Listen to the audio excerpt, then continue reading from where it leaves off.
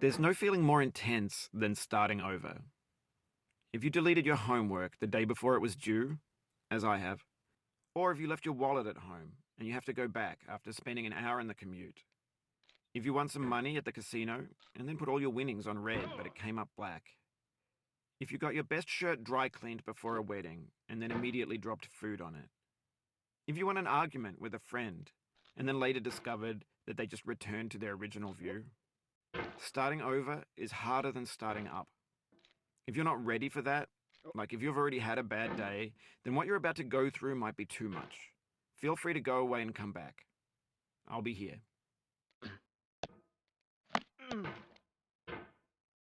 Alright, thanks for coming with me on this trip. I'll understand if you have to take a break at any point. Just find a safe place to stop and quit the game. And don't worry, I'll save your progress, always. Even your mistakes. This game is a homage to a free game that came out in 2002, titled Sexy Hiking. The author of that game was Jazuo, a mysterious Czech designer who was known at the time as the father of B games. And B games are rough assemblages of found objects. Designers slap them together very quickly and freely, and they're often too rough and unfriendly to gain much of a following.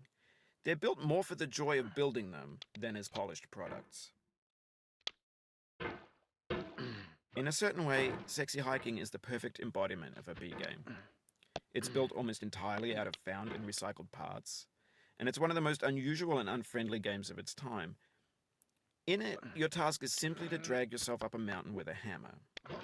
And that act of climbing, in the digital world or in real life, has certain essential properties that give the game its flavor. No amount of forward progress is guaranteed. Some cliffs are too sheer or too slippery. And the player is constantly, unremittingly in danger of falling and losing everything.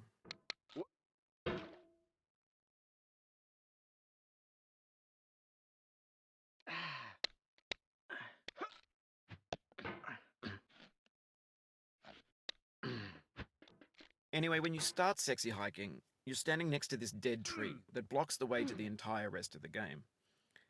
It might take you an hour to get over that tree, and a lot of people never got past it. You prod and you poke at it, exploring the limits of your reach and your strength, trying to find a way up and over. And there's a sense of truth in that lack of compromise. Most obstacles in video game worlds are fake. You can be completely confident in your ability to get through them once you have the correct method or the correct equipment or just by spending enough time. In that sense, every pixelated obstacle in Sexy Hiking is real.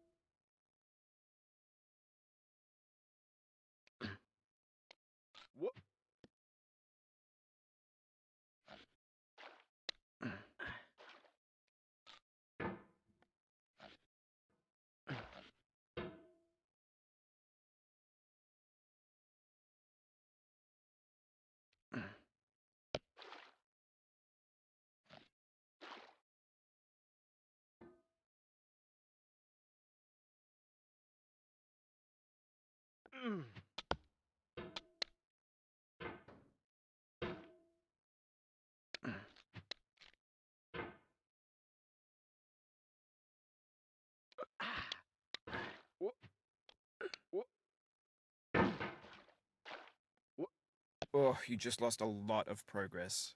That's a deep frustration, a real punch in the gut.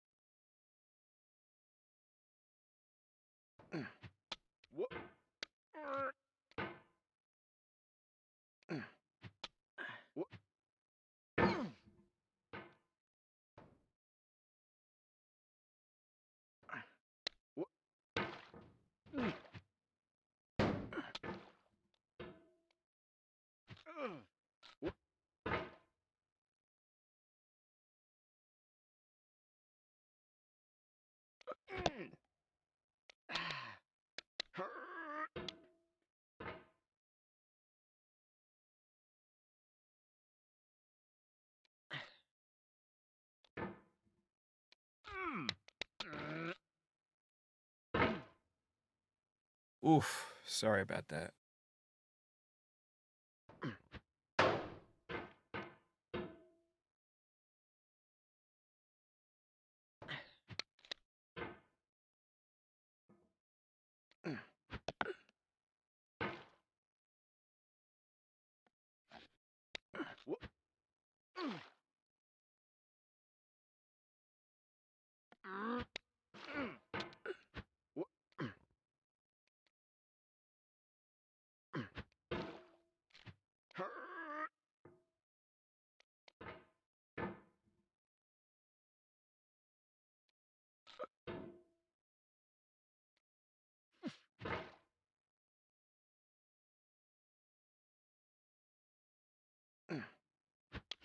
The obstacles in sexy hiking are unyielding, and that makes the game uniquely frustrating. But I'm not sure Jazuo intended to make a frustrating game. The frustration is just essential to the act of climbing, and it's authentic to the process of building a game about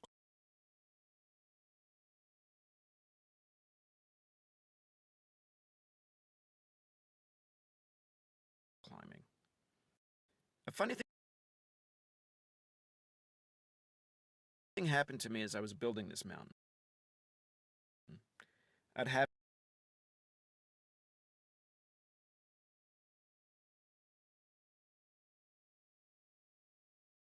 an idea for a new obstacle, and I'd build it, test it, and it would usually turn out to be unreasonably hard.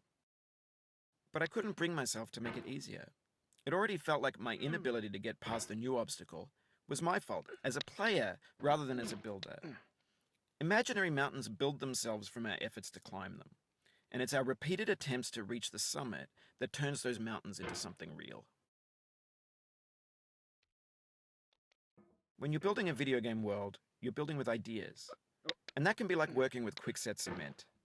You mold your ideas into a certain shape that can be played with, and in the process of playing with them, they begin to harden and set until they're immutable, like rock. And at that point, you can't change the world, not without breaking it into pieces and starting fresh with new ideas.